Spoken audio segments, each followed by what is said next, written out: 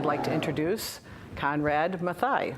Konrad, welcome to the show. Did you start in like high school or before that? The acting bug bit me early on in life, and so wherever I was and where I was able to act, I was pleased and thrilled to be doing it. The size of the role, or what the role was. I started in probably high school acting. I did some acting at Ann Arbor High School.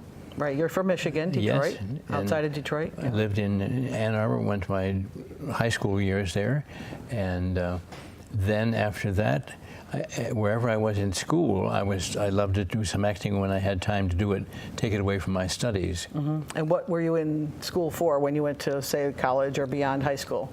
I was studied English at Yale, got my degree at Yale in 1952, and did theater work there at the Yale Theater. Oh, wonderful. And then I did graduate work at the University of Michigan back in Ann Arbor to keep my family happy to be a Michigan student. You again, right? That I did. I worked in. There was a professional acting company in Ann Arbor. Okay. And they would come around. They would hold open auditions, and I would audition there for some of the plays. And so I did quite a bit of acting then. So wherever they would have you, you'd be there. I'd be there. You're in. You're in. If it fit in with my life at that time. Right. So you were back and forth between Michigan and the East Coast. Then. Yes. Right. Right. For a number of years, it sounds like.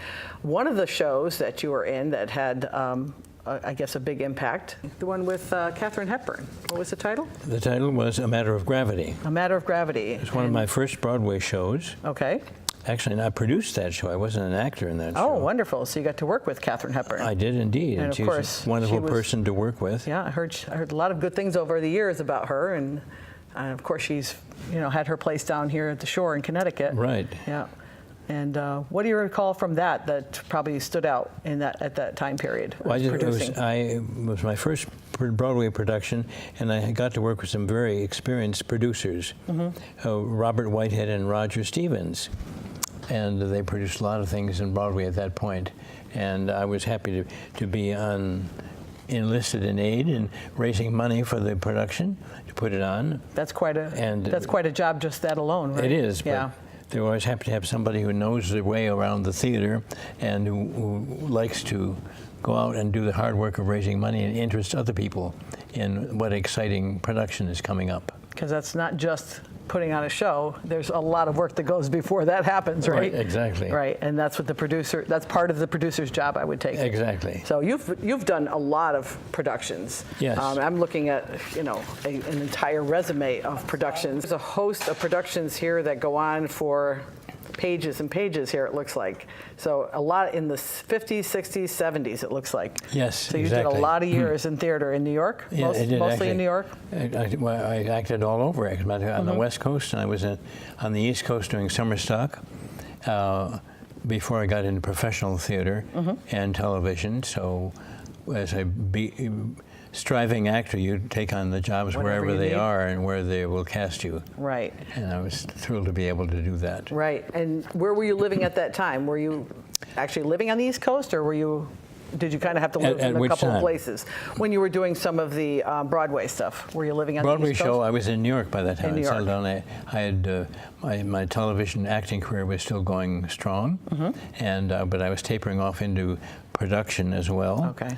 And I had the opportunity while I was in there to partner in the purchase of a Broadway theater, which I was happy to do. Oh, nice. And so for several years, I was the owner of the Alvin Theater. Does it still exist? It still exists. It's very good theater. And we're in a wonderful number of productions we put on there. That's awesome. While you were doing theater, you were also still finishing film? Or doing film at the time? No, well, film was came at the end. At the end. Journey Out of Darkness, I did my Australian film, which was done towards the end of, I forget what year we did Journey Out of Darkness. There it is. Can you guys get a good shot of that? Sergeant Peterson. I played a lead role in Journey Out of Darkness. And here's the postcard with the promo from it. It was an exciting production because it had to do with the Aborigine in Australia. And so we filmed many of the shots out in the middle of Australia, the outback, which it was called, which was wonderful scenery. And what a great place to visit and be there, right? And to work, yeah. And wonderful people to work with. And I had a very good cast. Cast, yeah. How long does it take to do, say, the movie Journey Out of Darkness? Like, how long would a movie like that typically take? Like, how long were you in Australia for the whole process? I would say we were there for maybe 3 months. Total pictures. Yeah. And the editing could be done later, of course, after, but all the footage was shot within 3 months in Australia, the East Coast and in Central Australia. Other things that I was looking at, you had Broadway musicals called The 13 Daughters. You have Don Amici. Yes. Right? He was playing in that one, which I think is fascinating. It was a wonderful show. 13 Daughters was written by a friend of mine, Bob Magoon. He was a very talented fellow and had done a number of things on Broadway. And he wanted to know if I would be in 13 Daughters, able to be, and I said yes, I would be happy to be. And it was a very good show, and it had to do with Hawaii and the early settling of Hawaii. Oh, nice. So you get a lot of traveling in when you're an actor, yes, don't right. you? Yeah. What would you say is the difference between acting on Broadway and acting in either soaps or film? What's the, like, what parts of it do you like the best of each one, and what parts, like, how are they different for an actor and also for a producer? I know that's a long question, but an interesting question, and it takes different aspects of your character and talent, I think. But television in New York, for instance, is quite concentrated and highly competitive, because there are a lot of actors there competing for these roles, and there are writers writing the scripts daily as you go along, right? Oh, and so creating it's a the roles, so it is process. Continuous. And when it's desirable to be on a continuing running show. It's a desirable thing to do, right? Because it's solid and. You're well paid if you negotiate properly, right. And hopefully it's a lot of work, and you have to learn a new script almost every night. If you're lead character, as I was in several soaps, you have to be up for a whole week, 5 days of shooting. So is that like a 12-hour day? Is that an 18-hour day? Like, what does that look like? Well, if you're actually the lead character in there. Apart from the shooting itself, there's a preparation which you have to do on your own, and then there is a rehearsal. So you are given the script, say, maybe if you're lucky, you'll get a script for the whole week and if you're on 5 shows a week, then there are 5 scripts, and you maybe have a small segment in Monday's script, but a large one on Thursdays. Oh, I see. Okay. So you have to figure how to apply your energy and be in good shape for the Thursday when you have most to do and have less time to remember it. Oh, right. And so that was, I'd say, the television was a concentrated form of acting and focused, and you have to be very flexible and maybe somewhat less creative, but not a lot. And then so not quite as much leeway, but still. Bringing the craft to the film. And Broadway, working for a Broadway show, you had rehearsals. Say when you went to rehearsal, you had daily rehearsals. But for that went on segments for weeks, of the play that went on for weeks. So you would be rehearsing perhaps, say maybe 18, 15 weeks of rehearsal. Or months, or maybe out of town to get it out before you even presented it to an audience. Oh, wow. Whereas television, you rehearsed it and put it all together and had an audience for your new script the next day. But in Broadway, you have a longer time to prepare. And you had a longer time in film work. You had a long time to study the script. You knew what the script was. That was right, settled. It was already done. Already done, and you right. knew, and you got to know, if you didn't know the director, but he probably cast you, so he knew your work. Right. So you were able to study the entire script and do some research on the character that you may not have been able to do as much of on the Broadway character, but you still should have done a fair amount of research on the Broadway character in the play. Right. Whereas the soaps, there was not much time for that. Right. You kind sort of put it all together and say on the fly. Yeah. Huh? Yeah. That's a very there's three very specific ways that an actor has to be, so to speak, in each one of those types of venues. Yes. How do you work family in when you're an actor who's either on Broadway or in a film or in a soap? Well, I guess maybe some of them wasn't in there. I don't know when you got married. You see, I was married in '56. Okay. And so that was early on. Early on right. in my career, and I was just getting started, and I had done acting when I was in college and in graduate school before, and did a lot of summer stock. So she knew already you were an actor and yes, you wanted to pursue this. Exactly. Right. So where did the family stay when you had different? I mean, did you have to uproot everybody? No. Fortunately, I didn't have to do that. Oh, that's good. Yeah. And my wife worked, so that helped a lot. And let me see, family. How many children? 3 children. Okay. 3 wonderful children. And I had those children in New York, and I was living in Manhattan, not too far from the studio, so I could get on my motorbike and scoot down to the studio. Oh, nice. Usually for an early rehearsal, maybe starting at 8 or 7 or 8 a.m. in the morning. Yep. Work on it for the show that would, then you would air do the a next dress day rehearsal. or whatever. Yep. We'd do a dress rehearsal that same day. They made 10 or 11 o'clock, and then we would air the show at, say, at 2, whatever the showtime was. Yes. What a schedule, huh? So that was sort of separate. The family was structured separately, and they were going on about their own life in class or nursery school or wherever they were and doing their thing. So is this like something you'd be home for dinner? Yes. Kind of. Yeah, kind of. Well, that's kind of nice then. That is you had good. A real plus there. A lot of work, dinner. Had to phase out while you spent the evening studying the script for the next day. Right. But home for dinner. Well, that's kind of nice. So there was a family life that revolved around, even though you had the television. That kind of responsibility. And again, a little less so in Broadway, because Broadway, there was no, if you were on stage from 8 p.m. Right.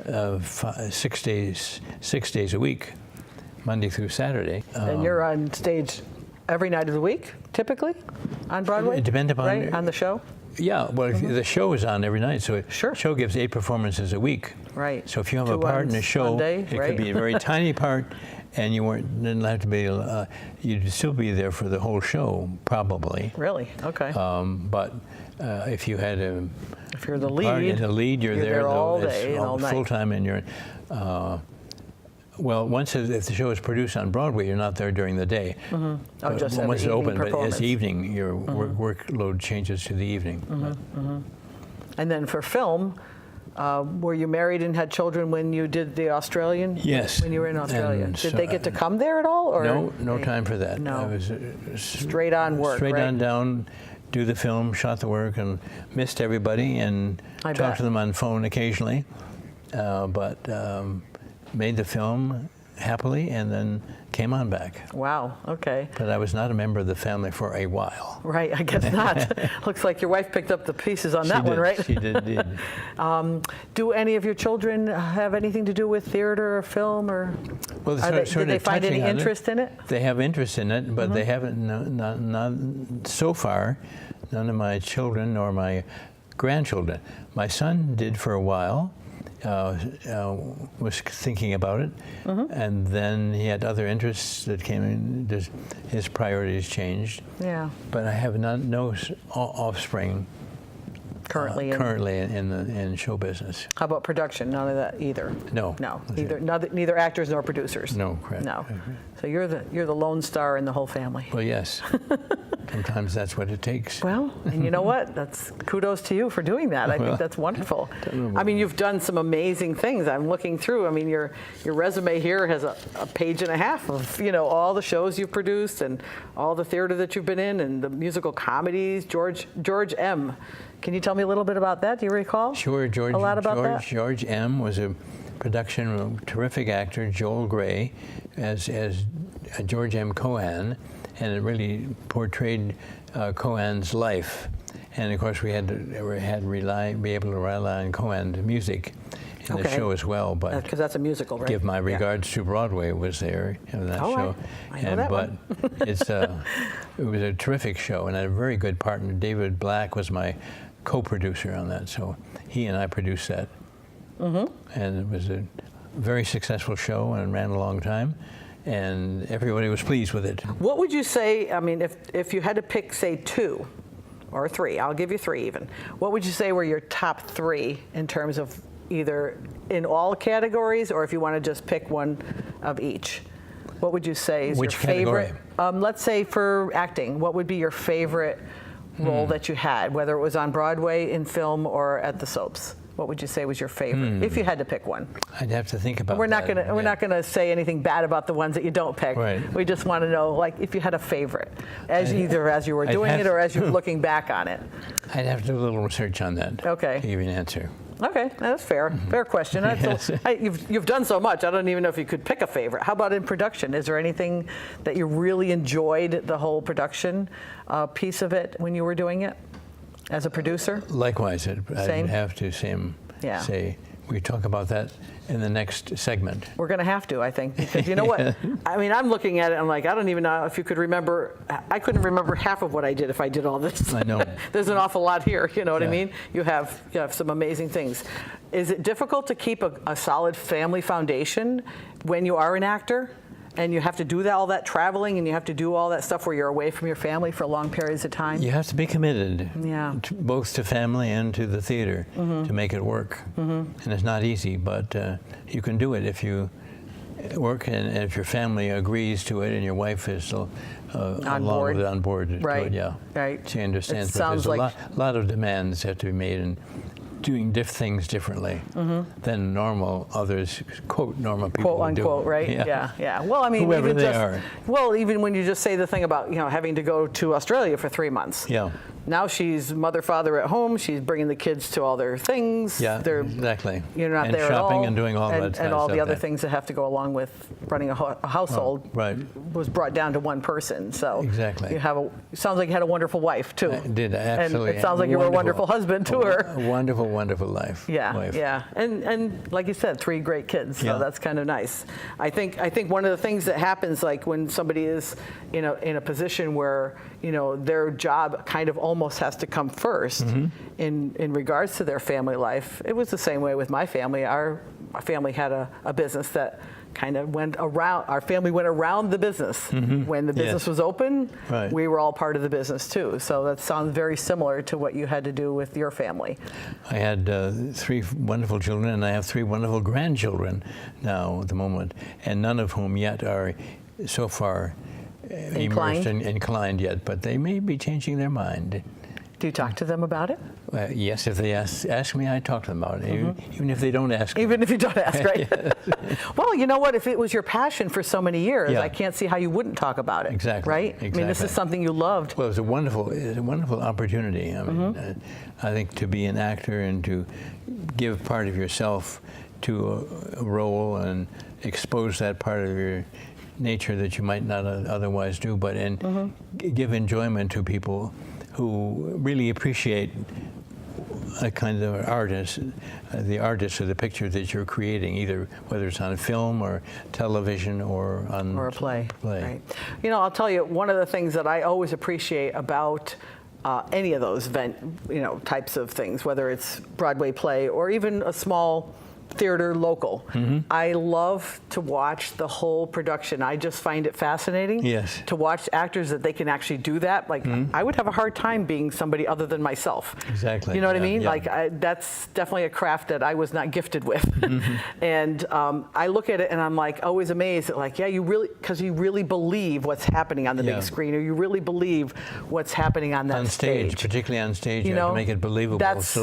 I think to me stage is tougher than film. tougher. Yeah. It is tougher. You Film, you have a agree? chance, or film, you you can have do a another chance to take. do another take on it. But Right. on stage, you got to get it right. It's real. And if you go through performance and say no, no, Yeah, it wasn't so good, the right? audience sees it. I don't believe that fellow or what he's doing there. Yeah, it has to be authentic. It has to be real. Make them believe it. Right, right. And that's why I kind of like all that. You Yeah. know what I mean? Yeah. So when you were thinking about your whole life up till today, and looking back, you've got a lot to look at because you've done so much.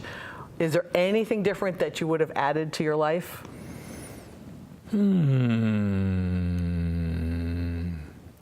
Maybe another film or two, if I had the opportunity, and I didn't because of demands, family demands, and work demands.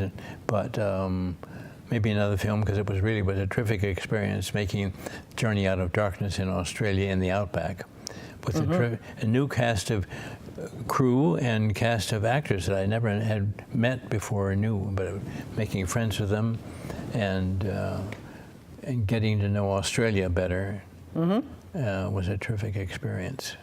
So you'd have another film in you if the opportunity came along? Yes. Have you got one? Oh, you know what? I'll start looking for you. How about that? Okay, that's good. Right? You never know, right? You never know. You ask and you shall receive. Isn't that how that works, That's right? exactly. Well, you know what? Today has been great just to know some of the things that you've done because I find them all fascinating. And just knowing what someone does for a living is always interesting to me as well. Because I always kind of want to look at, like, what are we doing? How does this affect people's lives in a real way? Because it is a real way. You had a family, you had children, you had to live somewhere, and yet you found this passion and you were able to bring this to the world in the way that you wanted to. Yes. And you were able to make that a living, which doesn't happen, as you know, to a lot of people. That's a blessing right there, right? So I mean, I look at it and I think, wow, that's great when someone can actually live their passion and live the life that they chose to live and have good success in it, you know? Thank you. Thank you. It was a wonderful life and a wonderful career, and I enjoyed every moment in it. It sounds like you did, yeah. I tell you, one of the things I think about when I look at someone who has done as much as you've done here is how interesting that you've had all these different roles. I mean, I know you remember them because we're talking about them now, but it's like when you play a different role and then you like, say, go to Broadway or you go to film, how long does it take to kind of like forget that role over there and then just become this new personality, so to speak? Well, it's all in the process of the rehearsal period, and that varies. For the television shows, you don't have, as I said, a lot of time to rehearse there, but if you have a running part on a show, you develop that character as you go along. And so the 8th and the 10th or the 12th week or whatever week it was in, you have him pretty well refined around the edges. But it may take you a little while to get into there. But the important thing is at your audition, you have to have the producers realize that you could do that particular role that they have in mind and a favorite role of theirs. But that's part of the casting. They say, he can do that, or maybe that fellow can do that, or this can. And well, let's just have those 3 actors come back for a callback on auditions. But how long do auditions typically take when they, like, say the initial one comes, you go to a casting call? Is that a 3-minute thing, or is it a 20-minute thing for each one? What does it typically happen? Television. Let's say television. We'll start with that one. Let's see, television is. Because you don't get the script streams until of before, so you get, and there are streams of people, and they have agents submitting them. So often their agents are pushing, and they know what the author, and they may know who the author of the next material is, and they may know the producers of the television show very well. But so there's some little political stuff that can happen a little as well, bit, right? and the producers and the director will say, well, I know from William Jones' agency, for instance, they have good people and they know what I'm after here. So let's look at the 3 people that he's sending here. That they're bringing in. That they're bringing in. But have to be flexible. Yeah. And over these many years that you've been involved, and now you're seeing things that are happening in the world now, what would you say has been the biggest change that has happened since, like, say, the 50s and 60s to today, let's say in the last 10 years? What would you say is the biggest change in the industry? That's a tough one. The biggest change. Because it seemed very, to me, I'm just thinking back to when I was a kid, it was very innocent back then. You know, there was a lot of innocence in the world back then, in the world itself. But then TV also picked up on that same thought process and how society was. And now it seems to have shifted. Would that be something that you would think is part of it, or is that not necessarily even a piece of it? Not necessarily. No. What would you say? I mean, you have a bigger perspective than I do. On what? On how the industry itself has changed. Like maybe good and bad. Like what parts are really good that have changed over the years in the industry? What, you can just pick one if you want to just pick film, or if you just want to pick Broadway. I don't know how familiar you are with some of the last 10 or 20 years of any of those. Well, or maybe soaps. They're still on, I think right? On Broadway theater, there's a broader receptivity for the audience. They are exposed and willing to look at more things exposed, like Hamilton, for instance, is a remarkable show that a big smash and still is, I think, on Broadway. Yes. But so much of that had to do with the foreigners coming to the early country, and Hamilton being such an important part of it. But he came from an island and spoke very little English, I think, when he came. Right. And so to have that kind of a whole picture and story unfold on stage today, I think is unusual but exciting to see. What's different between, let's say, back then with film? What would you see as a big difference? I can see that on Broadway. That's actually an excellent observation. Yeah. Because certainly films have changed a lot. They have. They go all over the map, I think, and so and they're so flexible. They can just go and get a little snapshot of this and that and make a whole attractive feature out of it. So, but I don't. Do you think it has more to do with technology, or does it have to do with the way the progress of the actual industry itself? I'd say the technology probably. Yeah, because technology has allowed us to do things like put a backdrop that you weren't there and you're in it, right? Exactly. Those kinds of things that they couldn't do in the 50s and 60s. Or I like the way Walt Disney first started. You know what I mean? You see how cartoons were made, for instance, how that has shifted. You know what I mean? And I just always find that fascinating, how they've been able to change so many things that 20, 30 years ago you couldn't even do that. Right. Right. Well, one of the things that when we talk about, how the industry has changed, even soap operas today, as we call them still, right? They have changed an awful lot. But you don't hear people talk about soap operas as much today, I don't think. Not as much. I think, what would you say is the biggest now? Film, soap operas, or theater, like live theater?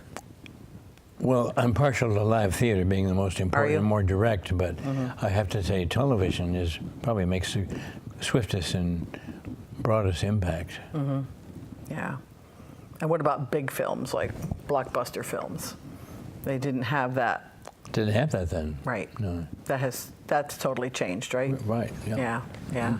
What was Godzilla or King Kong was probably the biggest hit back, and the things that they could do on TV back then, or on the big screen, is completely different from the things that they can do now with that, which I think is interesting. Yes, it is. Yeah. It is. With the different people that you've acted with over the years, I know we talked a little bit about Katharine Hepburn earlier. What do you think you recall the most about, like, that whole experience or working with her? Do you recall any of the things? I know you said she was a very wonderful person to work with. I think that's nice to hear as well. Well, Tallulah Bankhead was particularly fun. Tallulah, right? I worked with her in Matter of Gravity, I think the play was called. Okay. Yep. And she always called me Matt, so she would always, when she needed something, it's like, Matt, where's Matt here? She would make it this. She gave you your nickname, huh? Yeah, nickname. She was. she was a wonderful person to work with. Mm-hmm. One of the old stars. And I do recall the name. Yeah, I do recall the name. And I have not seen the play. And Albert Finney, of course, was terrific to work with, too. Oh, yes. In Luther. Yeah, are there any of the people from either co-stars or people in Broadway or that you've stayed in touch with over the years? Not particularly. No. No. Because of distance, or just distance, really. Worked with them, had good relationship when we were working together, but then you go on to other things. Right, and they did too, right? Other shows. Right. Other places. Other things to do. Other things to do, right? Yeah. There's always something else to do, isn't there? Yeah. You said your friend wrote was it your friend that wrote the? No, George M. Cohan. That was based on the Cohan book. Oh, that's right. Okay. There was another one that you talked about that a friend of yours. Robert Whitehead, Roger Stevens and Robert Whitehead, famous Broadway producers. And that was the Katharine Hepburn show, A Matter of Gravity. That was the Katharine Hepburn one? Yeah. Okay. Okay. And I think I did other shows with Bob and Roger. So back to A Matter of Gravity, it looks like March 1976 it came out, inside the playbill, and it was at the Broadhurst Theater. Yeah. Right? Robert Whitehead, you said. Yeah. That was Katharine Hepburn starred in that show. That was the one with Katharine Hepburn, right, right. And did you ever play piano or sing or do any of those talents on stage as well, or do you do them just? In 13 Daughters I sang. You did? And it was a musical, and I sang that. So if there was a musical, and I'm not sure how many musicals, I did musicals in stock, of course I did. So I used my musical talents there and singing. And you still do that today for pleasure? Yes. Right? And I still play the piano too. But I didn't play the piano in any production that I recall. No, that was just something you do for fun, right? Yes, right. Right. Would you be willing to sing a favorite tune? A short little clip of it? No. Is there anything that you... Don't know that I have one. No? Okay. I mean, there's obviously, it would be a cappella. We don't have a piano here, but I'm not a good singer, so for anything you did would be fabulous to me. So I wouldn't be judging anything, believe me. Is that too much to ask? But others might not agree with you. Well, that's their problem, right? Yes, right. But well, if you can sing and play the piano anywhere else, I'm sure you could do it here. But I won't pressure you. No, but we have to have one to do it on. This is true. We don't have the piano, so I guess. But was there like over the years, did you do things like when you were home with your kids? Did you sing and play the piano like at Christmas? Yes, or of course. Those kinds of things. Always did that. So you always did that. Well, that's a wonderful talent. Well, not everybody can sing and play the piano. Share that's two things at once. I can't even do one. So. But I had musical background. I studied piano for almost maybe 20 years. Actually, studying lessons. Professional training. Yes. Okay. So it wasn't something that just came naturally. No. You actually worked at it. That doesn't come naturally. Right. And good professional singing doesn't come naturally either. Right. That's work too. Training, right? yeah. Yeah, yeah. Let's switch gears. Let's go to Shakespeare. Okay. What would you think, the theater Shakespeare? What would you say was stands out in your mind about that? Well, just the privilege of working on Shakespeare's work. It was a marvelous challenge and a great gift, and being president of the American Shakespeare Theater for, I think, 5 years was a particular satisfaction. I'd begun to do less production on Broadway and less acting, and so that my managerial skills were called upon. And, sounds like you had plenty of them. I don't know about that, but we had particular challenges to do. The Shakespeare Theater at Stratford was not doing well financially. Oh. And we had to attract a different kind of an audience to make it do better and earn enough money to pay our rent. It's a beautiful facility as it was, keep it alive, keep the shows going, and that cost a lot of time. Had to organize a board of directors and hire people and hire the right actors and get the right directors there, all of which I was happy to be able to do. Well, you are certainly multi-talented when it comes to this whole industry, not just in the acting part, not just in the production, but we have to choose the right people. That. Have to choose the right people, and Michael Kahn, fortunately, was a wonderful director, and he came in and we did a lot of good work together at the Shakespeare Theater. And this is part of what you had to do in terms of that was also with fundraising, similar to what you did in New York. Yes, when I was producing in theater too. Being able to bring in some money to keep things But you rolling. attract a different kind of investor because the summer stock investor, as they say the Shakespeare was, they like to go to the summer shows in a different kind of audience there. And but on Broadway, the audience comes and the people like to invest so they can get their money back. Right. They want to make money on that show. It isn't just a donation, right? Yes, right. Yeah, it's not just a feel-good kind of a fundraiser. Right. There's got to be something on the other side of it, right? A return on their investment. Exactly. Yeah. Is that theater still in working right now? The one in Stratford? Stratford? Do you know? I'm not sure that it is. Okay. I don't know either. That's why I'm asking. Yeah. I don't know. It should be, but I'm not sure that it is. Yeah. And how long? You were 5 years as the president? Yes. And how long do you know how long it was before that it had been long years in existence? Maybe 30, 35 years. And I'm sure after you as well. Yes. Other presidents took over and that did. kind of thing. So we can always check that out, right? Yeah. Find out if there was more to the story, as they say.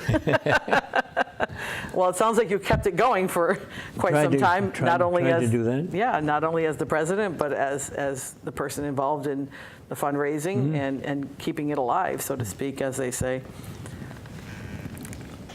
Do you do a lot of humanitarian work in Augustine, Florida? You also do some. I did. There were interesting. My musical talents came forth in St. Augustine, Florida, when I was living there just a few years ago. It's a lovely place, by the way. Lovely place. Yes. And they survived Irma very well, right? Although it was tough. Yep. But I had the opportunity of singing with the St. Augustine Choral Society. Oh, wow. And was this for a relief fund? In that regard, or was it just it was not for relief fund. It was just concerts that they did, concert seasons they do periodically throughout the year. Oh, nice. They had very good conductors and very good variety of vocal singers. And I was pleased to be part of that. And it's the oldest singing group, I think, in St. Augustine. Wow. And but they have tough cobblestone streets there. Oh, really? And that's where I tripped and fell in broad daylight and broke my leg. Oh. That's a recuperating time. It is a recuperating time. Yeah. Anyway. My sister had some even just that little bit that she had to have done. It's like it took months and months and months. It does. And I'm sure it did for you as well. That's tough. But it was a great opportunity. I bet. I have another very interesting thing that I know about you. Back in Michigan, many, many years ago, there's a golf course. Oh, yes. Tell me a little bit about how that happened with you and your brother's names intertwined with the name. Oh, how you're up to date in things, aren't you? You really are, yes. Your dad kind of spearheaded something that really wasn't as known about, or it wasn't the common way a golf course was normally put together. It wasn't put together. He was an unusual fellow, my dad, and sounded like it. Great philanthropist and a great industrialist and a fine Detroit leader of Detroit.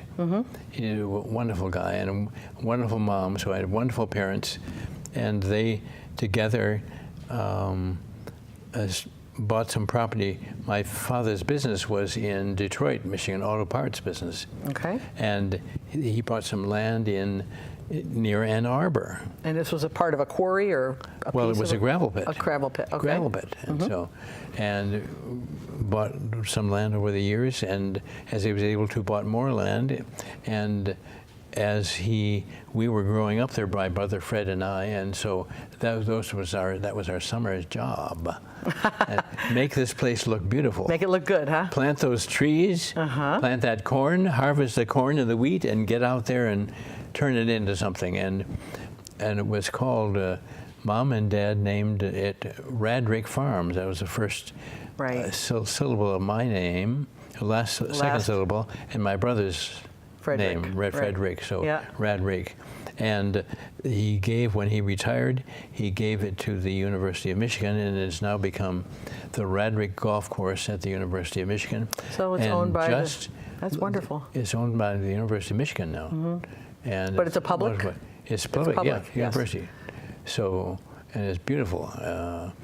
And They had a couple of pictures that I looked at on the web, and I just thought it was wonderful how they really incorporated all the indigenous trees and everything that was Exactly. supposed to be there already And as part of the grounds. And part of all members of my family have been working on it. And my niece, one of my nieces, my three nieces, my brother's daughters, worked on it and it turned it into just a month ago. Oh, really? It dedicated a bike trail from Ann Arbor, which is about 5 miles away from where this property was. And the property was at Matthaei Botanical Gardens, and so they had a nice dedication there just 3 weeks ago. Oh, wonderful. So are you able to nice. fly out there at all when they do things like that? Or I wasn't able to go Not this for particular? that, but it was nice. Yeah. But Morgan Matthaei Crowther represented us there, and How she did wonderful. a wonderful job. So the family still is doing a lot of good for the community. Trying to do that, and good doing for the the right arts. things, right. And Is your brother in theater, or was he involved in any? Less so in theater. He was musical, and he fortunately or unfortunately passed on to this next phase of his everlasting life Oh, I'm sorry. a year ago. Oh, wow. Was he your younger brother or older? Older brother. Older brother. Yeah. Okay. So I joked with him, why would it become named Radrick when it should have been Rick Rad? Rick Rad. But I saw that Yeah, in there. I couldn't so decide which way, but it sounded better the other way, right? right. You got first billing. Yeah. Managed to get in there. You got in there somewheres, right? Right.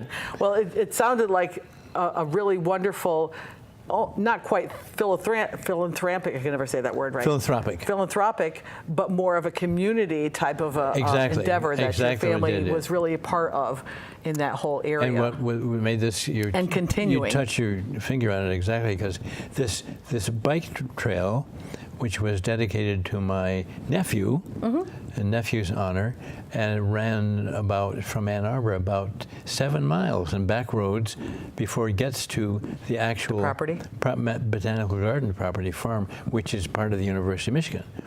But so that drew those communities together and made it accessible so they could come out as a family on their bikes and ride through there and enjoy this environment and the scenery. Right, and that's always nice too.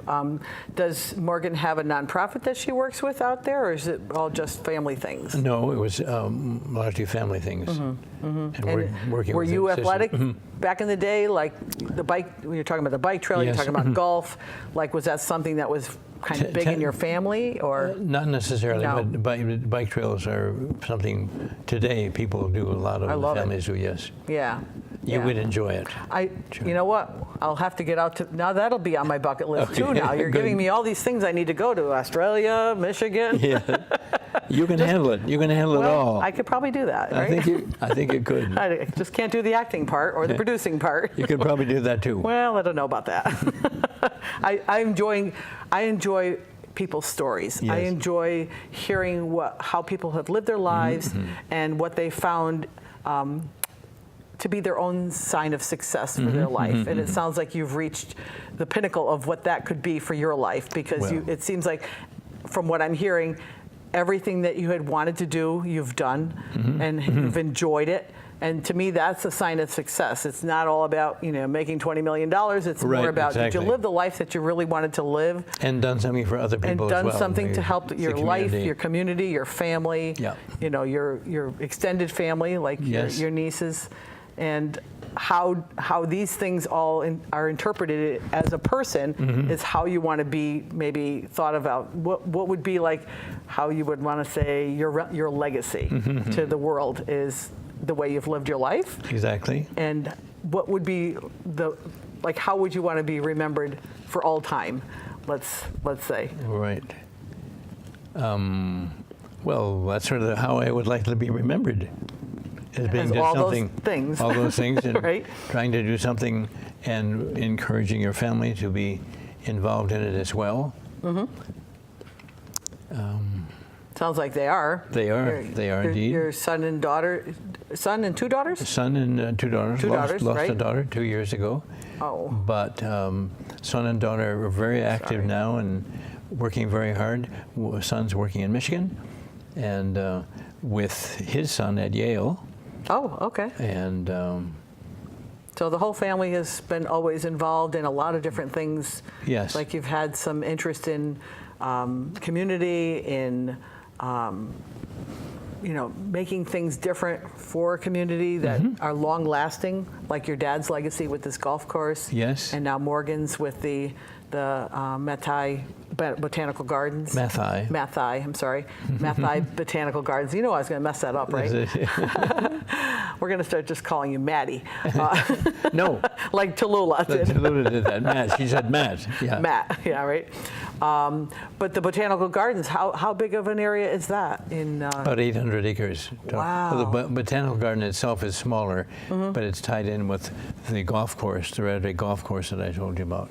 No kidding. So the total was 800. But it was That's huge. environmental development, since it was all gravel pit and abandoned farmland. Well, and even when I was reading a little bit about that, the way that they put together the golf course, it had to do a lot with the sustainable things and the water and the drainage. And like you just, 2 years ago, they got an award, some kind of environmental award with the golf course. Yes. And so that's something that people didn't think about, when that was built initially, obviously. But like those kinds of things back then were not things that people think about. They think about them today, Right. but they didn't think about them back then. Right. Exactly. You know what I mean? Exactly. So as far as you personally, what would you want to be remembered by in terms of, I'm going to say, who you are? I know you've done all these wonderful things, and I think they're wonderful too. But on a personal, like as a person, what is the thing you would most want to be remembered for? I suppose someone who is given of himself for the enjoyment and growth of others, and encouraging others to give of themselves to the community. And those things would be important to have it. And you've literally lived that, it seems. Tried to do that. Right. I have a daughter who's doing very good things in Florida, in St. Augustine area, and she's giving back to her community there. And my son working very hard. And Back in Michigan, right? He's in New York. Oh, he's in New York. Okay. Very hard. Okay. And but they both give back to their community and to their associates. And Does your daughter in Florida, is she part of the nonprofit world? An important part of the laboratory there, this wildlife laboratory in St. Augustine. Okay. And she was on that board for a number of years.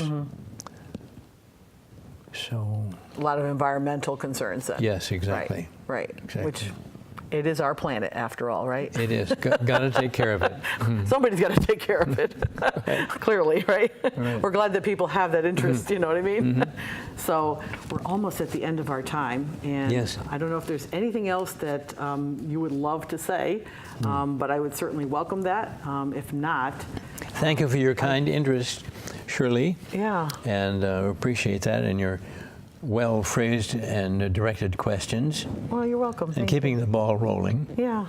Well, you have just there's so much here. I could probably do another hour, but I don't want to bore everybody on my side, because what you have is so fascinating. There really is that much. And I just think it's amazing when someone has what I'm going to call a life well lived. And, Thank you. And lots to be Thank you. proud of. As you That's do, what I think you have too. Thank you. And As your family. I think you do too. Well, thank you. My pleasure. And it was wonderful to have you here. Thank you very much. And I loved all your answers, and I just am you. fascinated by what you have done. And so I want everyone Thank you, to, Shirley. say another little thank you to Konrad for being here today, for being as open and forthright with everything that he's said about his life and his history and all the things that you've done here. So. And they're all true.